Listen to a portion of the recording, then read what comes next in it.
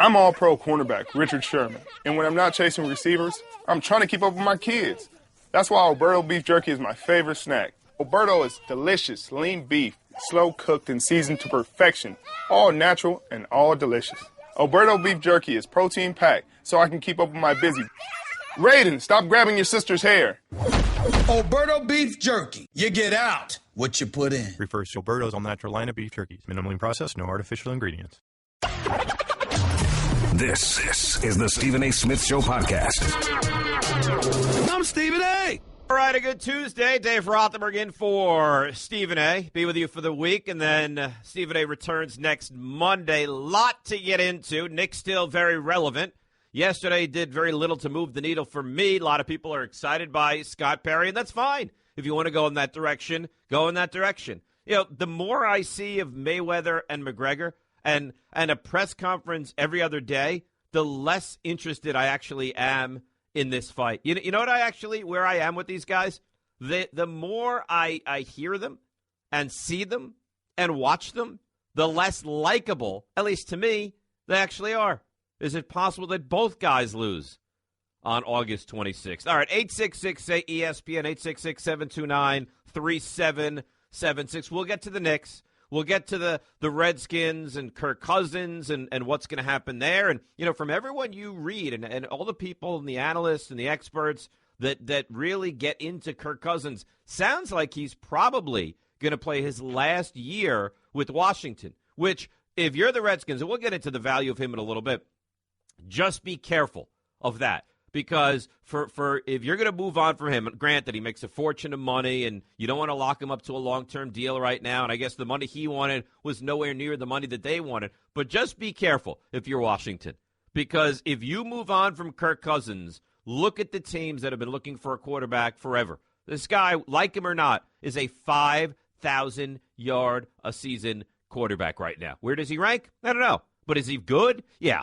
I think that everyone would agree he's good. Now, if you're the Jets, do you make a play on him in the offseason if he's an unrestricted free agent? Well, let's see. Remains to be seen. But let's get going with the Yankees. And, guys, I think you have to be at the point where you're just so frustrated and annoyed and turned off and upset and angry and frustrated and all the adjectives you can use surrounding this Yankees team right now. Because, again, it's the same thing last night.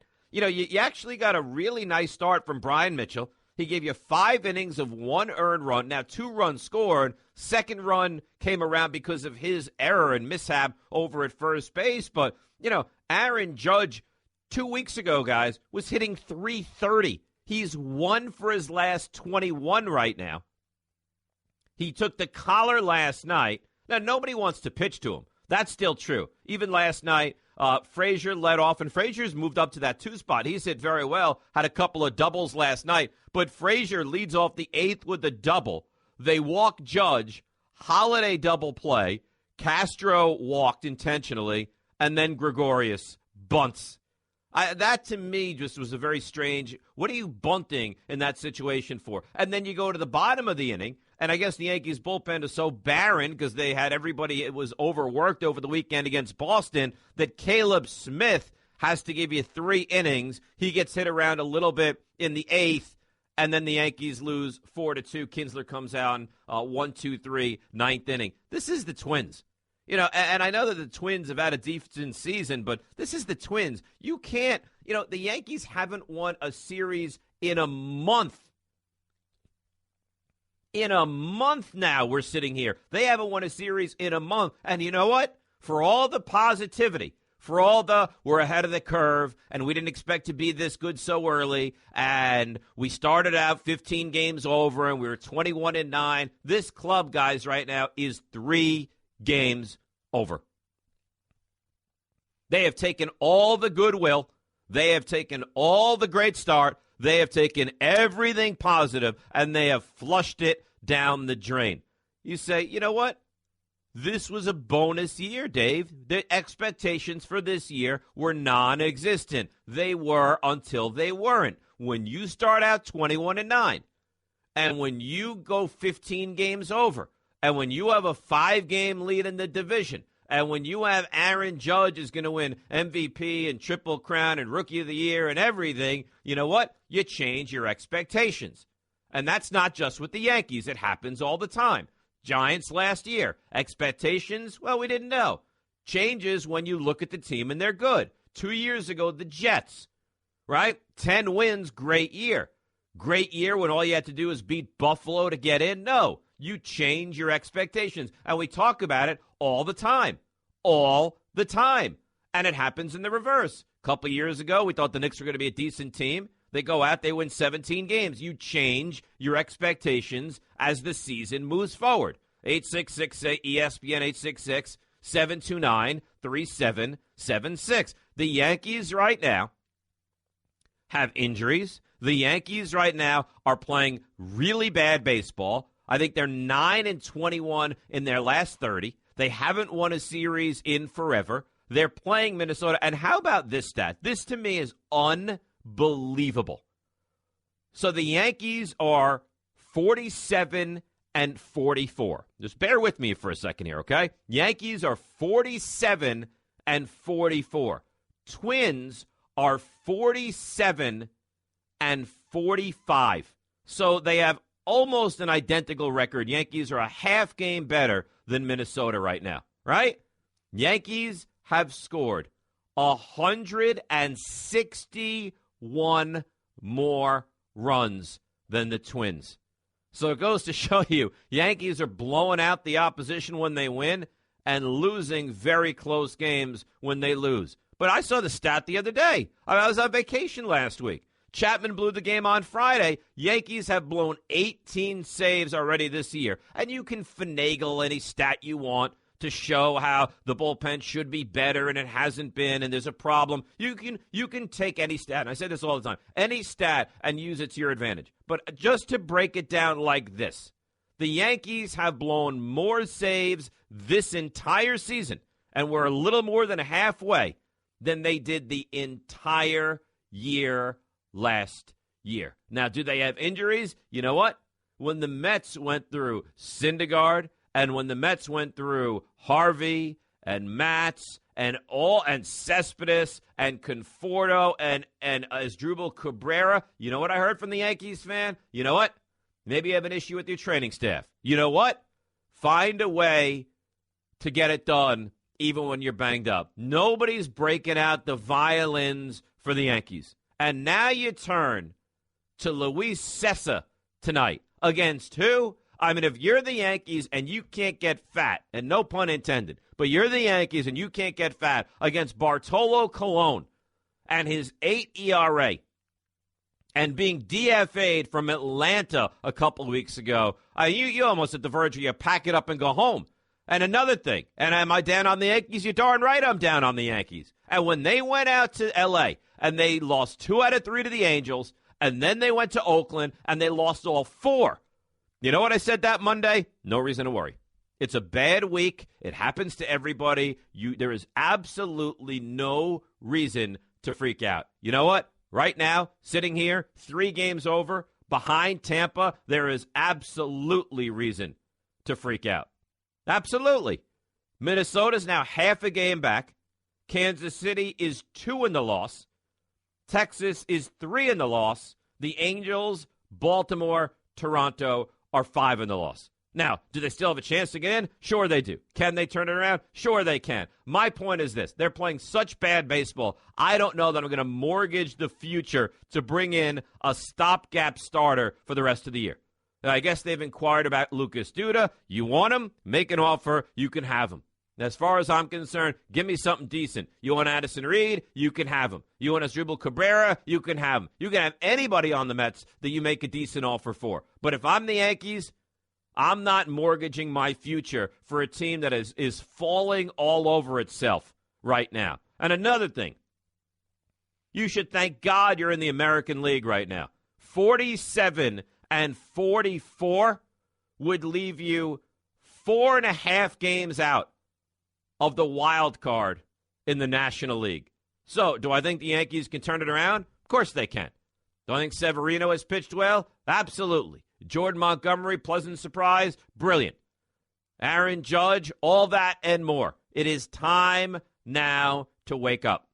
You can't lose series after series after series. And what kind of position do you put Brian Cashman in? If he's going to inquire about either a Quintana who's already dealt and is obviously not going to happen, or, for instance, a Sonny Gray, you're going to mortgage for a team that is falling apart as we speak? I don't think you can do it.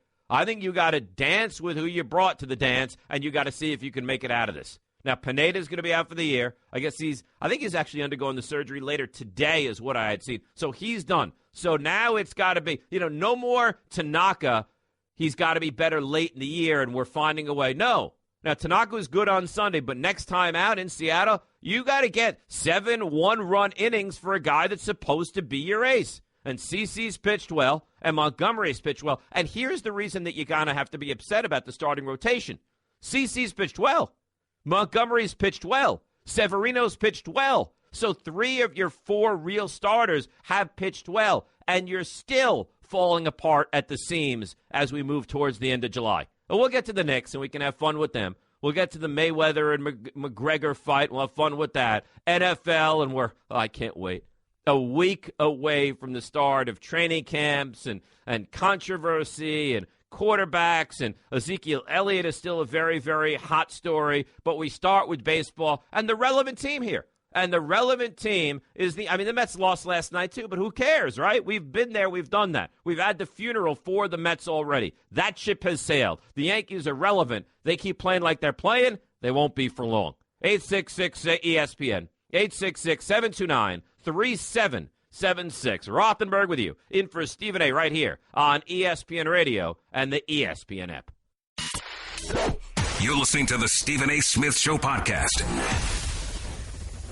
All right, Dave Rothenberg in for Stephen A. We are, it's funny, like baseball. Yeah, I get excited about pitchers and catchers reporting, but I'm not like looking at the day and saying, all right, 8 days, 7 days, 6 days, 4 days, pitchers and catchers. NFL, 8 days. Giants open next Thursday, right? Rookies next Thursday. Training camp opens next Friday. And then what? Yeah, then there's a lot more to discuss, but it's not like life changes. Like, get me to September 10th. That's where you need to get me to. Get me to September 10th. Lock me in September 7th for college football. I even like the college football more early because it kind of gives you that flavor that football is back. But right now we sit here with the Yankees and with the Knicks and Mayweather and McGregor, and that, of course, is not far, right? A little more than a month away. Same night, I believe, as the Giants and the Jets, the all-important third preseason game. It's funny because there are, and it's probably those are the louder ones that get excited about preseason football. For me, let me see. Look, I don't need to see Beckham. I remember having an argument with an on-air host last year, and he says, I need to see Beckham make some plays in the preseason. I said, I don't care if Beckham doesn't play in the preseason. I need Beckham healthy for week 1 against the Cowboys. So do I need to see Snacks Harrison or, if you're the Jets, Matt Forte or Bilal Powell or any team? No. What I'm interested in seeing is some of the better players just stay healthy. That's it. That is when I watch a preseason game, just stay healthy. All right, let's get to the Yankees. 866-ESPN, 866-729-3776. Chris in the Bronx. Chris, you're on ESPN Radio. Hey, Dave. How you doing today? Good, Chris. How are you? I'm good, thank you. I just wanted to comment on what you were saying before about expectations. And I think that, like a lot of things in life, there's what's stated and then there's what's really happening, right? And I think there's this idea that Yankee fans have the stated objective of every year, it's championship or bust, right? But you have this new generation of fans who, for 17 years, it's 2 championships, right? That's an amazing track record, but it's a far cry from we're winning at least a pennant every year, right? So I think people are a little more realistic that. As far as me, when I was looking at this season, I was just mainly happy with the new direction that the team started to go in. Totally, Chris. On March 31st, if you and I would have had this very conversation, I'd say, Chris, on July 18th, the Yankees will be 47-44. You said, Dave, sign me up for it. But Chris, I would say sign me up. Yeah, but Chris, they were 21-9. They were 15 games over. A month ago, they were a club that was rolling along. If I had asked you a month ago, would you take 47-44? Would you have said, sign me up for it? I'd be disappointed, But even when they were riding high, and 15 games over or whatever you said before, they were blowing teams out 11-4, 10-2. The bottom's going to fall out eventually. The whole club can't hit like that all year. I agree. With one guy. They'll come back to the means, but I didn't realize that they would fall apart. I mean, Chris, they have fallen apart in the last month. Definitely. No, it's been a little shocking, and I didn't think it was going to fall apart this month much. But I will say that I think Yankee fans in general should just take solace in the new direction that we're taking. And I also just want to say, thanks for listening. I love your point about how I'm not the entire thing there, Chris. Listen, I got to run. I appreciate the phone call. 866-ESPN, 866-729-3776. I get it. You should be excited. The Yankees could lose 20 of their next 25, and you should still be excited. And by the way, anybody that was on this bandwagon of Greg Bird isn't really hurt, and he's not physically tough, and he's mentally weak, and he's having surgery on the foot and is probably going to miss the rest of the season. At least it sounds like 8 weeks. So I always say this, and I'm a tough talk show host and a tough fan when it comes to expectations. When a guy says he's hurt, I do not question that. I don't. When a guy says physically he's not well enough to play, then admit that the guy is not right and leave him alone. So Greg Bird said he's not well, he can't play, and everybody comes out ripping him. And I guess there's a source in the Yankees organization that says maybe he doesn't have a desperation to play baseball. Well, now he has to have surgery. Is that just for fun as well? 866-ESPN. So you got Bird, you got Castro, you got Didi, you'll be rid of Headley in a couple of years. You got a young stud catcher. All right, your outfield is terrific all the way around. Gardner, Hicks, Ellsbury's a high-priced deal, but that's one of the few that'll be on this team after this year. Judge, you got Frazier. I mean, there is a ton of reason to be excited. Montgomery, Severino, Betances, tons of reason. But right now, would I be upset? Right now, would I beat this? I mean, how could you not be? They were 15 games over a couple weeks ago. They're 3 games over now. They've done a nosedive. And you can blame whatever you want to blame. The bullpen's been awful. The starting pitching hasn't been good. They haven't hit the baseball. Every time they pitch well, they don't hit. And every time they hit well, the pitching is lousy. That's what it's been like for the last month. And yet they're still clinging to that second wild card spot. And Tampa's just shot right by them. And Boston hasn't even played great lately. Your Yankees, the game that you can look at and say, thank God we got that one, was Saturday. Because do you realize that Kimbrel had not blown a save at home since he joined the Red Sox? It was his first blown save in Fenway Park in 2 years. In 2 years. 866-ESPN. Paul in Brooklyn. Paul, you're on ESPN Radio. Paul is not there. Let's go to Doug. Doug, you're on ESPN Radio, my man. Hey, how you doing? Good. Thanks for taking my call. Yeah, sometimes it's a blessing. I like Bird. I like what he brings. I think he's going to be the future first baseman of the Yankees. But this kid Cooper is going to help out quite a bit. So getting Cooper, really, I think, is a good thing for the Yankees. But I think they still need a starting pitcher. Of course they need a starting pitcher. I mean, you went Mitchell last night, who actually pitched well. You're going Sessa tonight. So, yeah, they need a starting pitcher. Severino and who's the other one? Montgomery. Those two guys, those two kids are coming up. They're pitching well, but we need somebody else. And it's just disappointing, the back end of our bullpen, with Chapman and Betances. Betances pitched well the last game he played, last couple, but Chapman's just been a disaster for us. Thanks for the call, Doug. I appreciate the phone call. And I remember saying this at the time, the way Joe Madden treated Aroldis Chapman last postseason was as if he was saying, I don't have to worry about the left elbow or left shoulder or left arm of this guy. He will not be back with this club. That's someone else's issue. And you know what? You didn't realize that at the time. It may very well be the Yankees' issue moving forward. 866-ESPN. I want to clarify something that may have been misunderstood that I said yesterday. and I will do it next. Rothenberg in for Stephen A., ESPN Radio, and the ESPN app. Guess what? You're in the middle of the Stephen A. Smith Show podcast. Damn it, I mean it! Dave Rothenberg in for Stephen A., ESPN Radio, ESPN app. We'll get to my point in just a moment. I want to spend a quick minute on this Kirk Cousins thing. I think the Redskins, who have been such a poorly run organization for such a long time, I don't know what they're doing. I don't know why they wouldn't make this guy a priority. Now, maybe you see something I don't see. He's good. He's really, really good. Is he Aaron Rodgers or Matt Ryan or Cam Newton or Drew Brees? No. But can you win with him? I would think so. I mean, they went to the postseason 2 years ago, and he didn't play well Week 17 against a Giants team that had nothing to play for last year, but the guy threw for 5,000 yards last year. He's good. If that were me, like, aren't you kind of in the market for somebody of that ilk?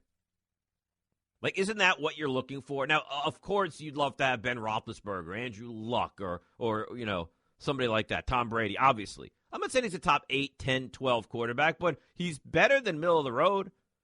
Like, he's better than 14, 15. He's probably 12-ish. I'd rather have him than Alex Smith.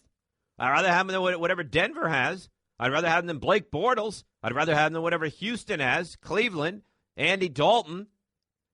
Joe Flacco? Joe Flacco's an interesting one. See, the issue with Flacco, and you can't take it away, is the playoff runs he's had. Whatever the Jets have. I mean, how about this for a question? If you're a Jets fan, and I give you Kirk Cousins and say he's your quarterback for the next 7 years, could you sign on for that? Or do you say, no, I've got to get Josh Allen? Like, at least you know what he is. You know he's good. You know he's mobile. You know he's smart. You know he's coachable. You know he's led a team to the postseason. You know he could put up huge regular season games. What's not to like about him, to be honest? He had the 6th highest, and I know we manipulate stats. We talked about that earlier. He had the 6th highest QBR in all the NFL last year. Like, do I think that he's great? No, I don't think he's great. Do I think he's good? Absolutely.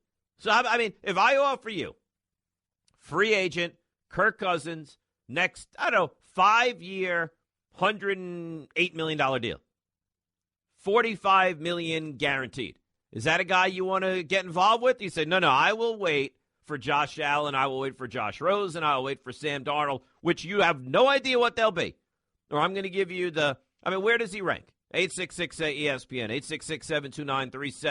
866-729-3776. Where does he rank? 10, 12, in that range? I would say so. You know he's good. He's not Roethlisberger. No one ever said he was Ben Roethlisberger. He's not Andrew Luck. Is he that much worse? And I know Cowboys fans are going to get incensed at this. Is he really that much worse than Dak Prescott? You put Kirk Cousins on under center for that Cowboys team. You don't think he's even better? He's got an elite running game. Right now, quickly, who was the running back of Washington last year? Exactly. You have no idea, right? They switch from year to year. It's Alfred Morris 2 years ago. Who was it last year? The kid from Florida. Then they moved on to that rookie running back. You have no idea. Was it Matt Jones to start the year? And he was awful. They moved on to the other kid. That's my point. If I was a Jets fan and Kirk Cousins was available, would I not draft him? Would I sign him to a deal? Yeah, I think I probably would. I like him. I don't think he's the greatest, but do I think you can win with him? Yeah. Do I think that if you put the right team around Kirk Cousins, you can win a Super Bowl? I think I could try. I think I get close. I think if I put a really good defense around that, I'll tell you what, you put Kirk Cousins instead of Mark Sanchez on those Jets teams back in 08, 09. Do I think they have a real chance to go places? Further? Super Bowls and win? He's better than Mark Sanchez. We can leave it at that. All right, 866-ESPN, 866-729-3776. So I want to just touch on the Knicks from yesterday because I was on during the press conference, and then I reacted after it, and people were very upset. Dave, you're so negative with the Knicks. And here's my take on it. Look, I think Scott Perry, maybe he'll be great. No one, and I mean this sincerely, no one wants Scott Perry to have more success with the Knicks than I do. No one. But my point is this, and you can argue and get angry, and Dave, you're wrong, and I don't care. I have watched this organization fail year after year after year. From Larry Brown to Phil Jackson to Donnie Walsh to Glenn Grunwald to Scott Layden to Ed Tapscott. I mean, you name it, you pick it, I've watched it fail. Guys I didn't know, huge name guys that'll wind up in the Hall of Fame, guys that'll never get a job again. So my take on it was this, and I think people kind of misconstrued and went in a different direction.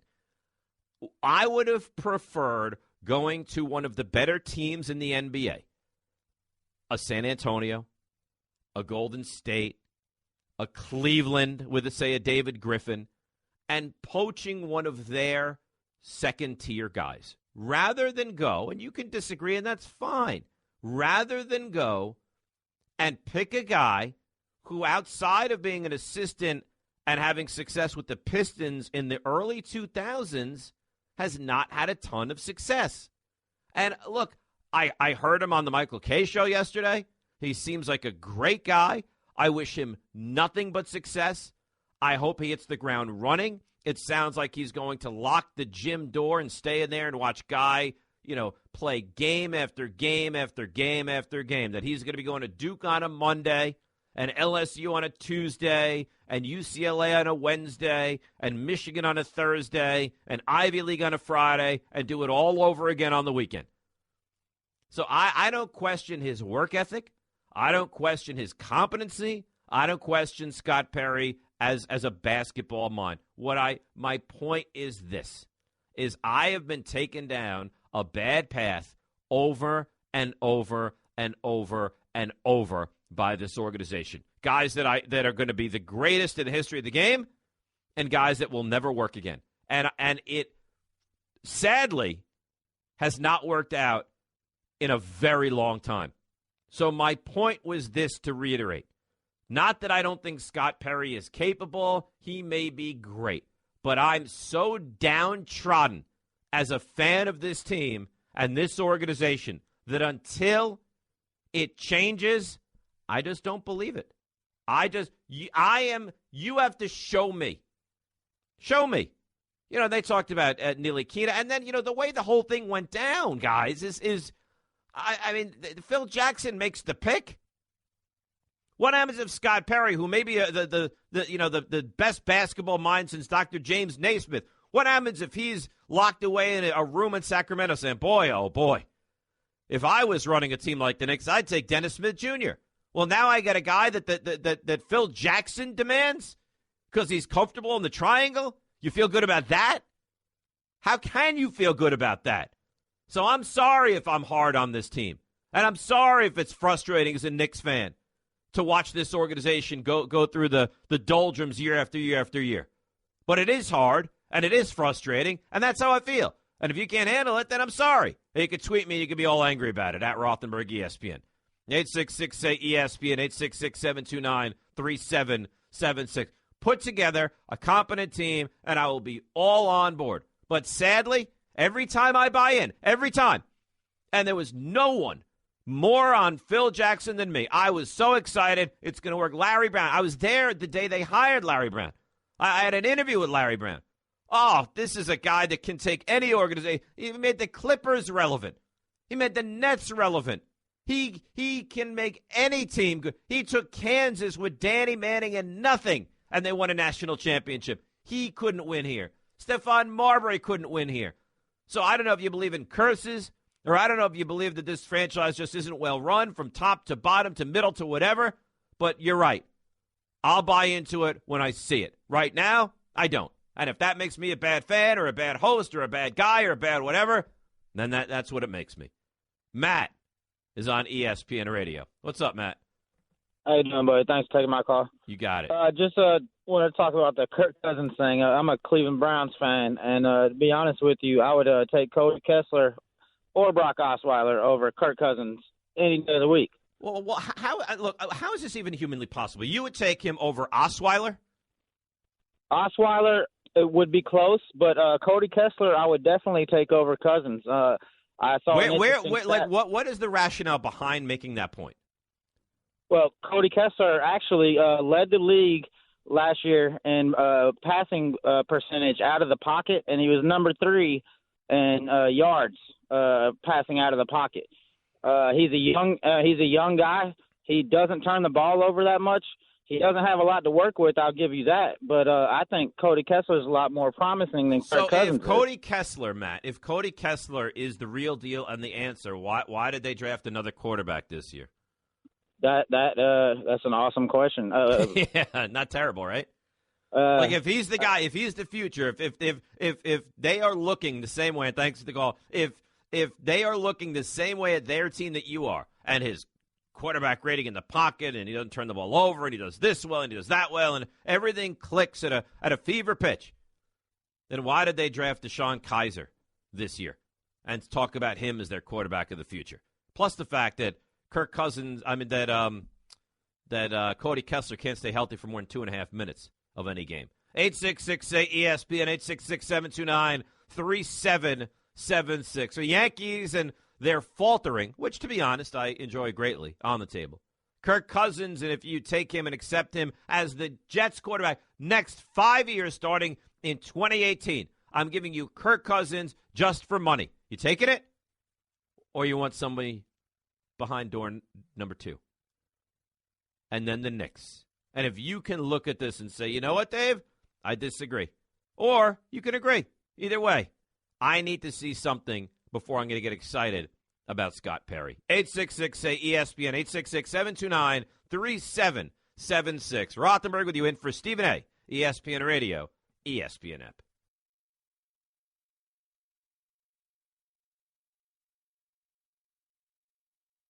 Daddy, where do babies come from? Honey? Mommy went to the store. Oh, well, you see, there's a mommy and a daddy, right? Right. And see, when they call Geico, they could save a bunch of money on car insurance. Oh, really? And that makes them happy? Yes, that makes them very happy. That's good. Yeah. Well, I'm glad we could have this talk, sunshine. Geico, because saving 15% or more on car insurance is always a great answer. You're listening to the Stephen A. Smith Show podcast. Dave Rothenberg in for Stephen A. ESPN Radio, ESPN app. Knicks and this Kirk Cousins story are two of the big stories. I guess the latest now, and we'll learn more as more information comes out, is that maybe, in fact, it was not Ezekiel Elliott who broke the nose of that bar patron down in Dallas. So that may work in his favor. Then I was reading another story earlier. It said that he was speeding earlier this year, going 100 miles an hour, and got pulled over and got a ticket. So, you know, if I were Jerry Jones, and he's dealt with guys like this in the past, I would pull out all the stops because he's so good and he's so young, and you don't want him to go off the tracks. And, you know, again, going 100 miles an hour is not good, but it's not the end of the world. But when you factor it in with the allegations and the ongoing investigation at Ohio State and St. Patrick's Day, right, where he's ripping the top off a woman, and God knows what happened here with this Dallas bar on Sunday. It's a lot of things. And the more people you hear discuss it, the more likely it kind of feels like he's going to be suspended for that opener against the Giants week 1 on September 10th. Here's the question for you. If you had the number 1 overall pick in fantasy football, right? Number 1 overall pick. What are you taking right now? And I guess, are you affected by Elliott and the unknown? Le'Veon Bell, you go there, but he seems to get hurt for a game or two every year. Who else? I think David Johnson would be my guy. I think that's because, first of all, the guy's going to catch 4 or 5 passes a game. They can line him up as a wide receiver. It's unbelievable what they do. He can take it to the house any play. He's the goal line guy. He's the third down guy. I would go David Johnson 1. But right now, are you scared away from Ezekiel Elliott because of all the discussion about him? 866-ESPN, 866-729-3776. So I'm going to read you Kirk Cousins' stats the last 2 years, and you find the negativity here, okay? Played 16 games in 2015, so 2 years ago. Completed 70% of his passes for a shade under 4,200 yards, 29 touchdowns, 11 interceptions, 7 300-plus yard games. Okay? Last year, started every game. 67% completion percentage. 307 yards a game. 4,900 yards on the season. 25 touchdowns, 12 interceptions. Looks pretty good to me. And not only do you look at the stats and look at the numbers and say he's good, you watch him. The eye test. He's good. He's a really good quarterback. Is he in the top tier? No. We can break him down, the top tier, the second tier, the third tier. He's probably bottom of the second, top of the third, in my mind. Chris in Tom's River. Chris, you're on ESPN Radio. How you doing, sir? Good. Thanks for taking the call. Diehard Jets fan, and I'm just curious, how much of a probability is it that Kirk Cousins actually does come to the Jets? It's probably very unlikely because everything I'm hearing is he's going to wind up on the Niners after this year. But oh, really? Yeah. But if he's a free agent, then he could go anywhere he wants. So what's the best option for the Jets? I mean, coming next year, because I know McCown's probably not going to hang around for long. No, McCown will be gone. Petty will probably be gone. Hackenberg may be the backup. The best option for the Jets is, even though they don't want to tell you that this is what they're doing, is to have a really bad season and draft one of these young stud quarterbacks in the top 2 or 3 picks. I expected that, to be honest with you. Just shoot low and then try and get one of the high draft picks. But I was hoping that wasn't the case. But all right. Sounds good. All right, Chris, thanks for the phone call. Well, what are the other options right now? Right? I mean, what are your other alternatives if you're the Jets? To do what? They're not going to win more than 5 games. And I mean, you don't want to win 5. You don't go 5-11. You'd rather go 2-14. And now Sam Darnold is telling you, I may stay. Don't bank on me. You know what? If he's going to be the real deal, if he's going to be the next Andrew Luck or Mariota, that's the thing. Mariota's getting better and better. Jets had a chance to get him. Now, they didn't pass him by, but they could have either moved up or, remember, didn't they beat Tennessee that year to not get that second overall pick? That could be the guy that you look at and you say, oh, man, we had a real option at him, real opportunity at him. But, yeah, I mean, we know this. We discuss this all the time. It's all about the quarterback. You can go through the entire NFL right now. If you have a quarterback, you have a chance. If you don't have a quarterback, you don't have a chance. And then there's like that one team a year that has a mediocre quarterback that somehow winds up finagling their way so they have a chance at the postseason, right? Or that miracle team that has Trent Dilfer that wins a Super Bowl, or Brad Johnson that wins a Super Bowl, or Peyton Manning in the last game of his career that wins a Super Bowl. But that's few and far between. The norm is that if you don't have a quarterback, you don't have anything. 866-SAY-ESPN. It's 866-729-3776. Lot to do. Rothenberg with you in for Stephen A. on ESPN Radio. That's just a sample of what you'll hear on the Stephen A. Smith Show. Weekdays at 1 p.m. Eastern on Sirius XM Channel 80 and the ESPN app. I'm all-pro cornerback Richard Sherman, and when I'm not chasing receivers, I'm trying to keep up with my kids. That's why Alberto beef jerky is my favorite snack. Alberto is delicious, lean beef, slow cooked and seasoned to perfection, all natural and all delicious. Alberto beef jerky is protein packed, so I can keep up with my busy. Raiden, stop grabbing your sister's hair.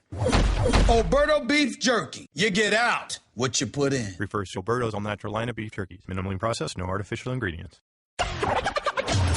This is the Stephen A. Smith Show podcast. I'm Stephen A. All right, Dave Rothenberg in for Stephen A. Smith, ESPN Radio, ESPN app, Sirius XM Channel 80. I'll be here all week. Stephen A. comes back from his vacation on Monday.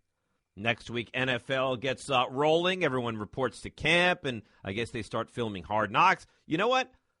I don't even know who the team is. You know, who's the team? You probably know who it is. Tampa. That'll be very exciting. What's exciting about Tampa? Winston, I guess. Mike Evans. Not a lot, right? All right. So Pro Football Focus, although that show kind of gets the juices flowing for the start of the NFL season. Pro Football Focus ranks all 32 NFL teams' secondaries heading into the season. So let's start at the bottom, and then we'll work our way up. Eagles are last. Saints, and then I'll just kind of give you the ones that you care about. Jets are 28. Morris Claiborne there, of course. Marcus Williams, Buster Screen. And they drafted a couple of safeties early on, Jamal Adams and Marcus May. So Jets are 28. Cowboys 23 right now. Redskins 21. So even with the great Josh Norman, they only check in at 21. With Swearinger, Norman, Will Blackman, and Bashard Breeland, who they say is just a horrendous cover corner. Tennessee, Dolphins 19, Lions 17, Packers 16, Raiders 14, Steelers 12, Cardinals, even with Patrick Peterson, Tyrann Mathieu is 11, Chiefs, Marcus Peters, but they're 10, Chargers are 9, Vikings 8, Ravens 7, Jaguars, right? They spent big money on the corner that I forget his name, A.J. Bouye, I guess his name is, from Houston. Jalen Ramsey, they drafted him as well. Falcons 5, Broncos 4, Seahawks 3. We know how good their secondary is. Patriots 2. The number 1 ranked secondary by Pro Football Focus heading into this season, the New York Football Giants. Cromartie, Jenkins, Collins, Andrew Adams, who gets a very high ranking, and they don't even have Eli Apple listed on here. So, yeah, Giants secondary very, very good. Giants front 4 very good, secondary very good, middle 3 leaves a little bit to be desired. 866-ESPN, 866-729-3776. Dominic is on ESPN Radio. What's up, Dom? What's up? How's it going, man? Good. How are you? Good. I wanted to comment on the Kirk Cousins situation. Now, I called a couple of weeks ago. You might not remember me, but I called a couple of weeks ago, and you got on me about picking Kirk Cousins as my offensive player for who would I choose as offensive and defensive players, whatever. Well, yeah, because that's ridiculous. If you could have any young quarterback to start your team with, you would take Kirk Cousins. Is ridiculous. Maybe I would do his career differently, all right? You got to consider the fact he was behind Robert Griffin for 3 years, or 2.5, 3 years, not as a starter. Imagine if he'd have started from the beginning, his career could be different. All right, well, we don't need to revisit that call. Let's go to where we are now. Right. Where are we now with you? Right. Right now, I respect what the Redskins are doing with Kirk Cousins, even though it may be a mistake, may prove to be a mistake or whatever, but I respect what he's doing because what they're doing as an organization, you don't want to pay anybody, just to be a quarterback just because he put up good numbers, whatever. But is he, Dominic, is he Justin? Here's the question. Is Kirk Cousins, in your mind, just in anybody? Because in my mind, he's really good. He is. He is very good. I feel like the Redskins want him to be able to show that he can take a team deeper into the playoffs and be the leader of the team. So you're going to – how many guys haven't done that early on in their starting career? I can think of 20 guys who early on in their career didn't take teams deep into the postseason. Right. Right. So now the guy, I think you're playing with fire.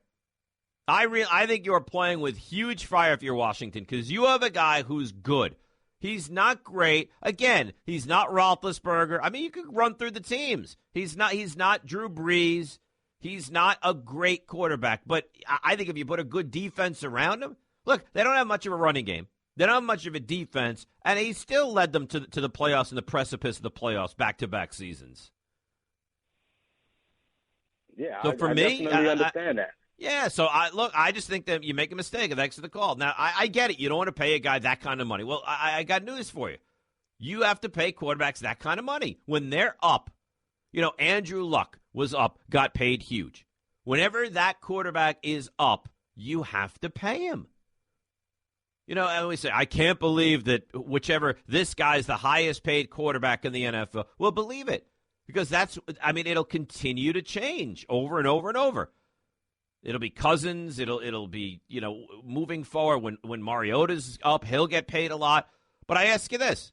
He's better than what Buffalo has. He's better than what Miami has. He's better than what the Jets have. He's better than what Cincinnati has. He's better than what Cleveland has. He's better than what Houston is 6, Jacksonville's 7, Denver's 8, Kansas City is 9. So he's better than 9 in the AFC. Is he better than Dallas? I don't think it's that far off. I really don't. You put Kirk Cousins on that team, and I think that they're, if not as good, just about right there. The Giants are interesting. Now, I don't think he's better than Eli, but if I was taking a quarterback based on age, I'd clearly take Cousins. Wentz, I don't think you could take him over Wentz. Chicago, you take Trubisky or Glennon or Cousins. I think I don't know. Lions, no. Packers, no. Vikings, certainly. Falcons, no. Panthers, no. Saints, no. Bucks, no. Cardinals, I think you'd have to say yes at this point. Rams, I think you'd probably take him over Goff. Niners, yes. So he's probably, 13 to 15. Does he deserve to be the highest paid quarterback? It's just a timing issue.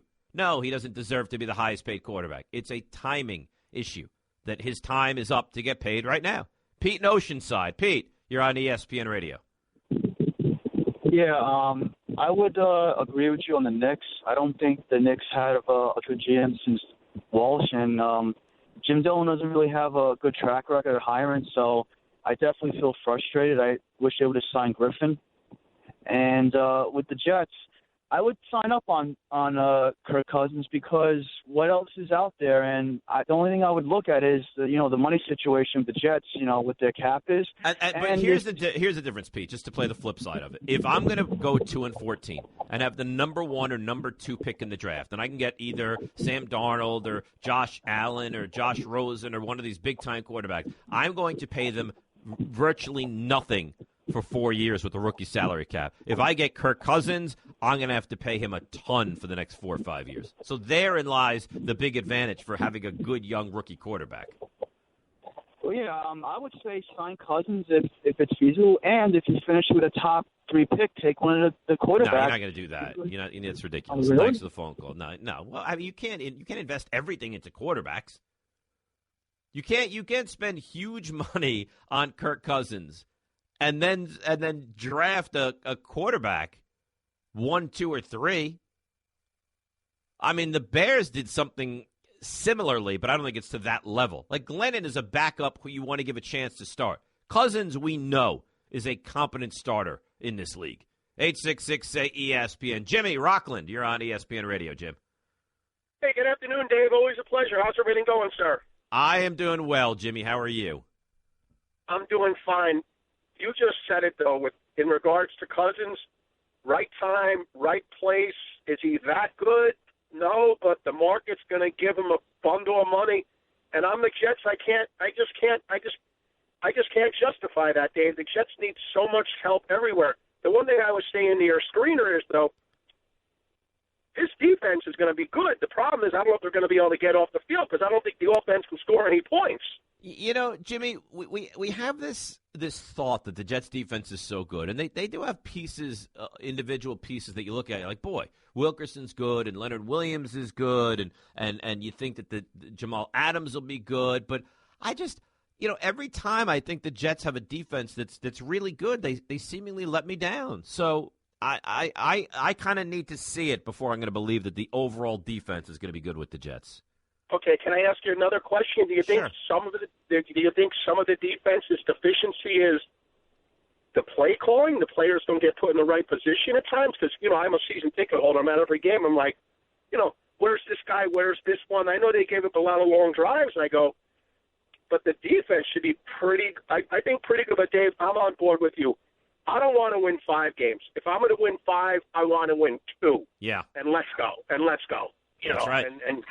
And keep it going from there. I mean, yeah, Jimmy, I think you hit the nail on the head, and thanks for the phone call as always. I think that has to be the philosophy. I mean, in your wildest dreams, what can the Jets potentially be? Like, if everything hit, what could they be? A 5-win team, maybe a 6-win team? Like, how are they going to score points?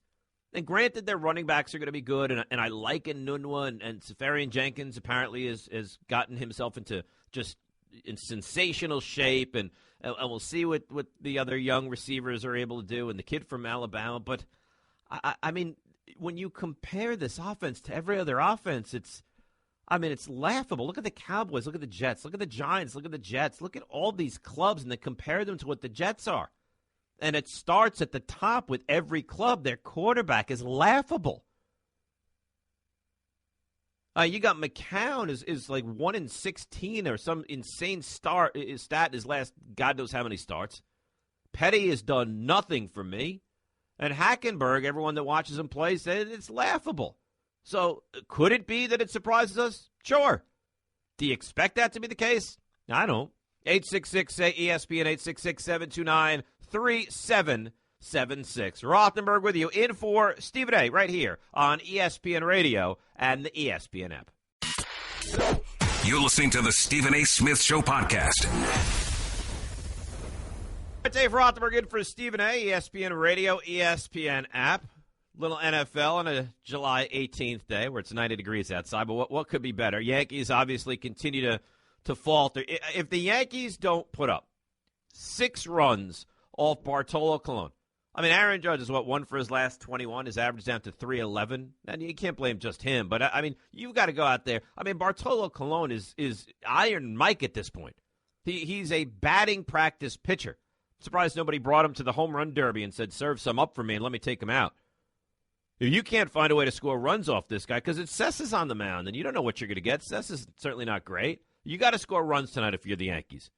And tomorrow you go against Minnesota's probably best pitcher, that Jose Berrios kid. So yeah, Yankees need to score runs tonight. Mets and Montero's on the mound tonight, so you probably watch the Cardinals go round and round and round the bases. Wheeler was good last night until he wasn't. He was good through 5, and then he had a really rough 6th inning. 866-ESPN, 866-729-3776. Jake wants to talk NFL. Jake, you're on ESPN Radio. Hey, what's up, man? Just talking about the Kirk Cousins contract. I think he's way overpaid for what he's worth. I mean, he's had 1, maybe 2 good years, not even good, but I don't think he's better than 9 AFC quarterback. I mean, I think Andy Dalton's better. You think Dalton's better? I wouldn't take Dalton over him. All right, that's fine. You could say it. You think Tannehill's better than he is? I think Dalton's better than Tannehill, to be honest. I think Cousins is better than Tannehill. I think Alex Smith and Andy Dalton are both better than Kirk Cousins, just because they've been there, they've won. Well, what do you want him to? What do you want him to do? He's been the starting quarterback for 2 years, and he's thrown for 4,200 and 5,000 yards. He's thrown 54 touchdowns to 23 interceptions, and he started every game in 2 years. What are you looking for him to do that he hasn't done? I mean, I'm not saying that he's not good. I'm just saying that I don't think he's worth the money he's getting. I think, obviously, it's just the timing of his contract. That's why he got paid the amount he did, because he had a really good season last year for him. No. Here's where you're wrong, and you're right about this, Jake, and thanks for the phone call. The timing is what works in his benefit, because he continues to come up for a contract. Although, and God forbid, I mean, Joe Theismann happens to him this year, right? That severe injury. He doesn't have any more money down the road. Now, look, he's getting paid, $30 million, some insane, or $24 million, whatever the crazy number is. But if he suffers, like other guys have guaranteed money locked in for 4 or 5 years. He's got this year, and that's it. So that is the risk. And look, he'll have more money than he'll know what to do with for the rest of his life. But you say, for him, he had a good year. No, not for him. 4,900 yards, 67% completion percentage, 25 touchdowns and 12 interceptions. He didn't have a good year for him. He had a good year. He had a great year. Let's be honest. He had a great year. I mean, Ryan Tannehill, and I'm getting it on Twitter, you're not giving Tannehill the credit he deserves. I'd take Cousins every day of the week over Tannehill. I mean, you're crazy. Lewis in Jersey. Lewis, you're on ESPN Radio. Dave, why would you put that Joe Theismann injury, like that image in my head, man? I'm sorry. That's so bad. Listen, the Giants lost that game because of that injury, so I don't have fond memories of it either. What's on your mind, Lewis? Hey, I was wondering, is Kirk Cousins the one that tried to start the union for the NCAA players? I have no idea. I think he was, and if so, I feel like he's doing good, man. If he gets what he wants, he's gonna guarantee people the money they deserve, because NFL players really are underpaid. Even though it's ridiculous, they're getting millions, but still, they're not underpaid. Bodies, yeah, they're not underpaid. What they are is they when you look at baseball, you look at basketball, and the second you put pen to paper, that money is guaranteed. And the difference in the NFL is very little of most contracts are guaranteed. So it's not that they're underpaid; it's that the money is not guaranteed to them, and that's what makes it very difficult. Yeah. Also, hey Dave, I'm gonna remind you. I'm gonna call you back again in a few months. You're still gonna do that soccer thing, right? What's the soccer thing? For the World Cup. See, so you did forget. Okay. I'm not perfect. What's the soccer thing? Okay, you remember I called you a few months ago. Maybe obviously you don't. That you were gonna rent out a bar or something and watch the World Cup event. Pretty much the soccer team play. No, I don't believe this conversation ever took place. I said I would rent out a bar and watch the soccer team play. Yes. No. And I even told you, I was like, Dave, are you sure you want to do that? No, I never said that. I think either you're Lewis, one of two things. Either you're inebriated right now, or I was inebriated when I made that statement. But I'm gonna go back on it right now. I'm not renting out a bar. Now, if you want to rent out a bar, thanks for the call, Lewis. If you want to rent out a bar, and we can have a listening party and watch the Team USA over at the bar that you rent, that's fine. But I never said I'm renting it. I'm not renting a bar. There's no way. I like the World Cup. I'm into the World Cup. I'll watch it. I think there's some cup going on now. I think there was some game last night. No, who was it? It was some big European team played like Real Salt Lake or something. Well, the ICC, whatever that means. But I noticed that whoever that team was, they beat the MLS team 2-1. Chelsea United? Manchester United. Chelsea United didn't make sense. But I was actually talking soccer last week. During my vacation, I was talking soccer about how I love relegation. Right? The bottom three teams go down to the division lower, and the top three teams of the division lower come up. It's great. Love relegation. But what stinks about soccer is, there's no salary cap. So the best teams, the teams with the most money, can spend the most money and typically get the best players. You can buy players. You can just turn around to a team and say, we would like to buy this guy from this team and bring him onto our club. It's just, there's no draft. It's pure free agency in soccer. 866-SAY-ESPN, 866-729-3776. And the Yankees and what they've now become 3 games over. You've got Kirk Cousins, and some people like him, some people don't, but you can't deny the fact, at least to me, that he has turned himself into, if not an upper echelon, a very good quarterback. And how about this? Are there 2 more unlikable guys than Mayweather and McGregor? And maybe you listen to these press conferences, 4 of them, mind you, and you're like, oh, Dave, this is riveting. To me, I'll tune in on August 26th, but if I don't hear these guys speak up until then, I'll sign for that right now. 866-SAY-ESPN. Rothenberg in for Stephen A. right here on ESPN Radio. Guess what? You're in the middle of the Stephen A. Smith Show podcast. Damn it, I mean it! Dave Rothenberg with you in for Stephen A. ESPN Radio, ESPN app. You guys are helping me on Twitter, telling me that the U.S. men's national team is competing in the Gold Cup right now. I think Mexico, I know everything going on. I think Mexico is doing well there as well. Mexico, right? Those are the 2 best teams in this region. Is that the CONCACAF region? Is that what they call it? See? 866-ESPN. This is what I do. Have a little bit of knowledge about a lot of useless things. Not that soccer's useless, of course. 866-SAY-ESPN. Dennis in Queens. Dennis, you're on ESPN Radio. Hi, how you doing, Dave? Good. What's up, Dennis? Michael Vick is an idiot. He came and backtracked today, but the fact that he even fixed his mouth to say that was crazy in itself. What did he say, that Kaepernick should get a haircut? Yeah, that was That's insane. Stupid. I agree with you. It was ridiculous. I mean, the fact that he's better than, I'd say, all but 25 quarterbacks in the NFL, I mean, that says something about the NFL to me as well. Wait. You think that Kaepernick is where? He's a starter. He's better than anyone on the Jets. He's better than, say, the Bears starting quarterback. Who no way. They thought so. I don't know. Trubisky and Glennon. I think you take both of them over. Look, I agree with you. I think there is no reason that Colin Kaepernick, football reasons, is not in the NFL. So where you have him ranked, I think, is up for debate. But I think you're 100% right. He should absolutely be reporting to training camp next week. Blaine Gabbert's on the team. That's crazy. I agree with you. I think you're right. Now, whether he's better than Tannehill or Tyrod Taylor or Trubisky or Sam Bradford, that's a conversation for a different day. Do I think that Colin Kaepernick is good enough that he should be showing up for training camp next week? 100% I do. Talking about like maybe five places where he definitely should be a starter. I'm not saying maybe I said it wrong. Like out of 32 teams, he's better than all but say 27 quarterbacks. No, you're saying 27 quarterbacks are better than him. You're not saying he's the fifth best quarterback in the NFL. No, yeah. No, he's better than what San Francisco has. Although it sounds like the Niners are really hot and heavy to go after Cousins for next year. He's better than what? Yeah, you want to say he's better than Sam Bradford? I think that you can make that argument. You want to say he's – but outside of that, I mean, he's not better than Prescott. He's not better than Eli. He's not better than Wentz. He's not better than Cousins. I don't think he's better than Chicago. He's not better than Stafford. He's not better than Rodgers, Matt Ryan, Cam Newton, Drew Brees, Jameis Winston. I mean, I think – and thanks for the call. I think he is deserving of a job. I have no doubt about that.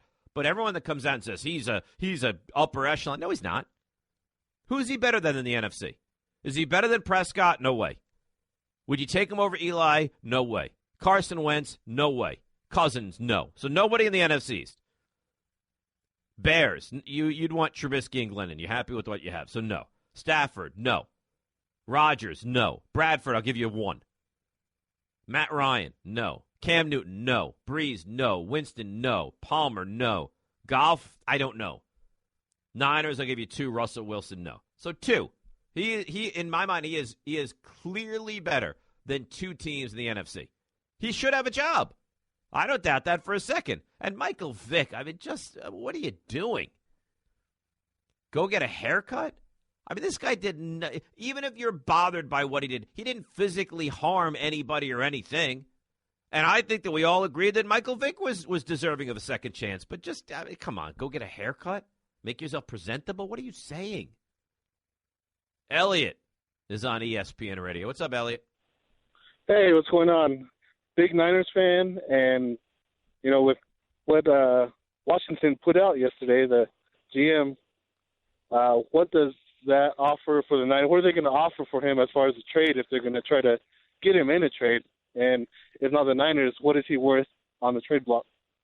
You're talking about opening him up for a deal now, or you're talking about towards the end of the season?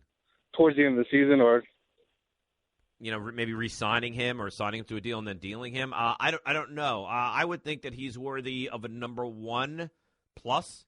It depends. I mean, if you're San Francisco, and because they're going to be bad, you'd imagine this year. You're willing to trade a top 5 pick? I don't know that I'd give up a top 5 pick. See, here's the thing, and thanks for the call, Elliot. If I'm San Francisco and I have a brutal season and I win 3 games and I have, let's say, the 3rd pick in the draft, and all 3 guys come out, Rosen comes out, Allen comes out, Darnold comes out, do I want to pick one of those guys and be locked in for 4 or 5 years of very little money and a rookie salary cap, or do I want to be locked in to a guy that I think is good, but I have to pay $23 to $25 million a year? No, give me.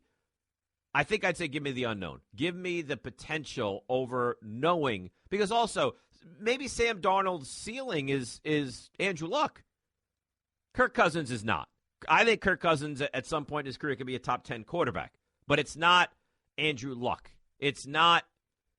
I don't even think it's Carson Wentz. I mean, if you ask me right now, you can have Carson Wentz or Kirk Cousins. I would take Wentz. It's certainly not Derek Carr. I don't think it's Mariota. It's not Andrew Luck. So there are guys over the, God knows it's not Tom Brady, not Matt Ryan. There are guys over the next 4, 5, 6, 7 years, the duration of what you imagine Kirk Cousins will be in the prime of his career, that will clearly be more valuable than Cousins will. Pablo is on ESPN Radio. What's up, Pablo? Dave, how are you, my friend? I'm good, man. What's going on? Not much. Calling about the Knicks, but real quick on Michael Vick. I think he's kind of crazy to be giving advice when he couldn't even keep his brother in check.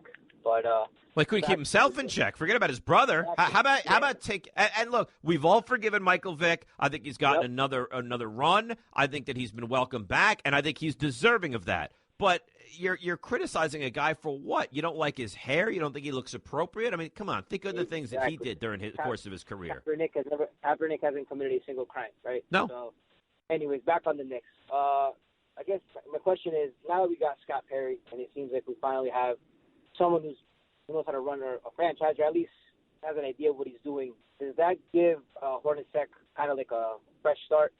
Do you think Perry will give him time to instill an offense, to develop the point guards, or do you think that if we implode this year, based on the talent that we have, that Hornacek has a short leash? Thanks, my friend. Take care. Yeah, you're welcome. Boy, it's a great question, Pablo. I think, most GMs would like to have their own coach in place.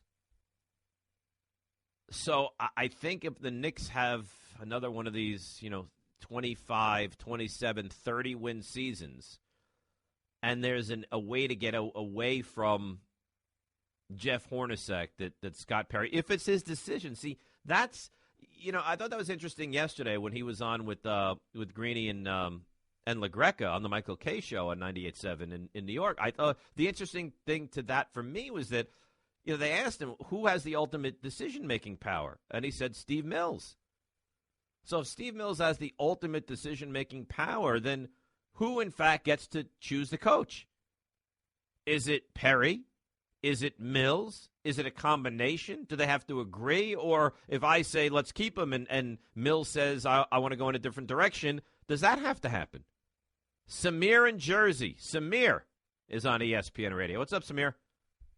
What's going on, Dave? Thank you very much for taking my call. You're very welcome. I'm a fan all the way out here on the East Coast in Jersey, kind of feeling lonely, but you view what you like. Just a few points. First of all, every time a team kind of goes against a player going into contract year, most of the time the player ends up winning, just like what happened with Flacco right before he won the Super Bowl with the Ravens a couple of years ago. And then the same thing that happened over the last 2 seasons with Cousins. Now, I'm not saying that Cousins, just like you said, he might be a top 10 quarterback in his career, but he's not somebody that would be, a Tom Brady-like player. No. However, he has put his team in a really good position, and every time he banks on himself, he wins. And I don't understand the concept behind not paying him what he deserves, because at the same time, we don't have a lot of good quarterbacks in the league, and the reason goes to the college football league.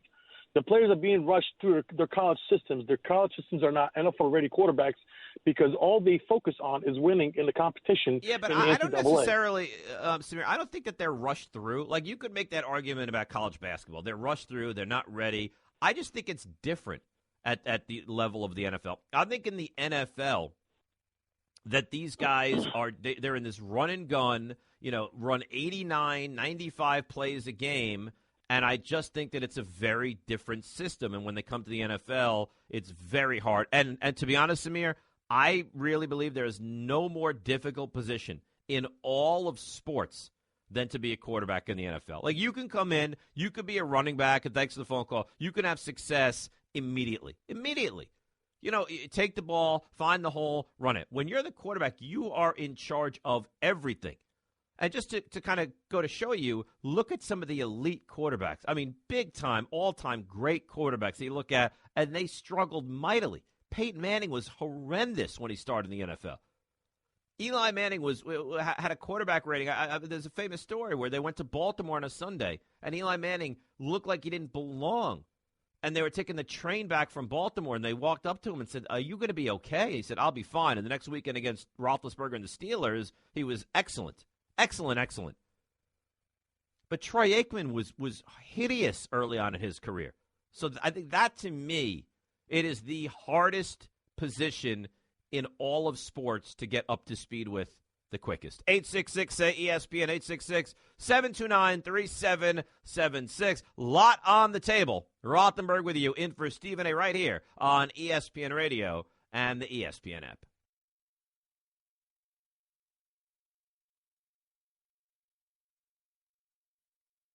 Okay, keep your eyes closed. Okay. I want to show you my first ever painting. All right. Okay. Open your eyes. Oh, that's a lot of colors and shapes. So be honest. What do you think? Well, I like how if you switch to Geico, you could save hundreds of dollars on car insurance. Oh, yeah, that's true. Yeah. Here, why don't I hold your paintbrush while you call them? Geico, because saving 15% or more on car insurance is always a great answer. You're listening to the Stephen A. Smith Show podcast. All right, Dave Rothenberg in for Stephen A. ESPN Radio, ESPN app, Sirius XM Channel 80. Yankees out in Minnesota again. Quick turnaround game tonight, and then they're back at it tomorrow afternoon. Tonight's pitching matchup, look, I know Sessa is no star, but listen to the numbers for Bartolo Colon on the year. Making his first start for Minnesota, he's 2-8 with an ERA over 8 and a whip of just a shade under 1.8. If you can't go out there tonight and find a way to win this game against Minnesota and you fall to 2 games over 500, I mean, what game can you win? And then you have to go out to Seattle, and Seattle's right there. I think Seattle's 500, so it's another very tough series. So you really, like tonight's game, you never say must win. It's not a must win, but important because you should win it. 866-ESPN, 866-729-3776. Let's go to Mike in Jersey. Mike, you're on ESPN Radio. Hi, Dave. How are you? Good, Mike. I just wanted to talk about the Knicks and the new general manager they hired. I thought the article in the New York Times today by Michael Powell was really good. I don't know if you saw it or read it. But, I did not. What did he say? It's titled Hopeful Talk and Lessons Learned, and then in parentheses, or maybe not. I mean, one fact to me is with the Knicks, as a longtime fan, why should I be hopeful? It's been a revolving door. 11 coaches in the past 16 years, the author cites in the article, screams to me, Dave, no stability with the franchise. Which is, Mike, why I have sat here for the last 24, 48 hours and said, guys, I don't believe it. Now, it's not directly at Perry. I mean, he might be a great guy, and he sounded like a wonderful guy. I heard him on the radio yesterday, and he was very cogent in his press conference. And I just, it's the team, it's the organization. I just don't buy into them. And maybe that you sit there and you go, that's a stupid thing to say. Maybe it is, but you know what? If the Giants were to make a decision, I think I'd buy into it. If the Rangers were to make a decision, I think I'd buy into it. If the Yankees make a decision, I buy into it. The Knicks have nothing to make me believe in what they are right now. I agree with you. So, and I know they have some decent young, talent on the roster. Okay.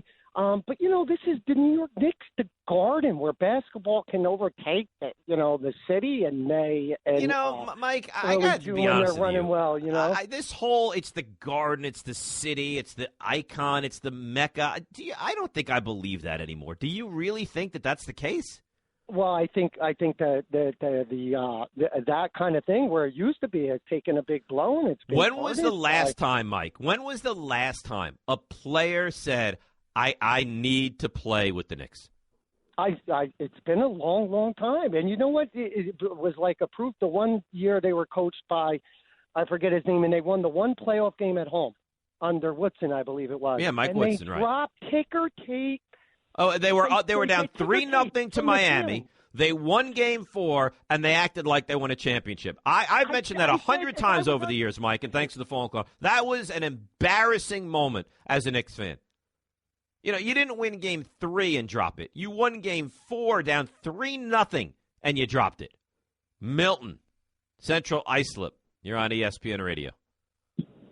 Hey, Dave, thanks for taking my call. Sure thing. I just had an opinion about the Knicks. First off, for the record, I was never one to blame Melo for the Knicks' dysfunction. I just think they never surrounded him with the right team, especially a point guard. A player like him needs a point guard. But now I'm all for, it's time for him to go. It's been time for him to go for at least a year. But mainly for this reason, there's for a number of reasons. Mainly for this reason, they need to get rid of him before the season starts. Is because with the landscape of the East the way it is now, with Butler, Paul George, and Millsap gone, the Knicks actually have a shot at the playoffs. And that would be, we need to get in the lottery. Wait, are you talking about you're talking about if they have Melo, they have a shot at the postseason? If they have Melo, they have. You say that how? What they don't have a point guard, Milton. Yeah, well, it's not like they don't have a good. They don't have a Brooklyn point guard. The only point guard right now on this roster is a guy that's 18, that's never stepped foot on a professional court. Yeah, I agree with that, but I also agree all these other teams got worse. Atlanta's not going to be in the playoffs. Pacers are not. The Bulls are not. Orlando's not. Brooklyn's not. Probably Philadelphia's probably not. I mean, who's better? Right now, Philadelphia or the Knicks? Philadelphia is way better than the Knicks. All right, so Boston is. I think Philly is. Cleveland clearly is. Milwaukee is going to get better. I just, you say you look at the Knicks as a playoff team. Now, if you really believe that you could keep Carmelo Anthony and get into the postseason, why would you not try to do something like that? I don't think they could. I don't think they're good. I don't think they're heading in the right direction with Melo. I think you should wipe it clean, get bad to be able to get good. But if you really believe that they could get a 6 seed or a 7 seed and be a playoff team, you know what? I'd be willing to roll the dice with that. I don't think they could. I don't think they can. I think that Melo is on the back end.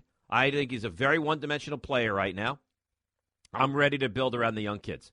I am. You want Courtney Lee? Make an offer, you can have him. You want Melo? Make an offer, you can have him. I'm building around, Ntilikina. I'm building around Porzingis. I'm building around Hernan Gomez. And I'd like to see a little more of Kuzminskis and Ron Baker, I guess, as well. That's what I'm doing. I'm not building around guys in their 30s at this point. I'm building around the youth at this point. All right, guys, outstanding show. We'll be back tomorrow, of course, in for Stephen A. right here on ESPN Radio and the ESPN app. That's just a sample of what you'll hear on the Stephen A. Smith Show. Weekdays at 1 p.m. Eastern on Sirius XM Channel 80 and the ESPN app.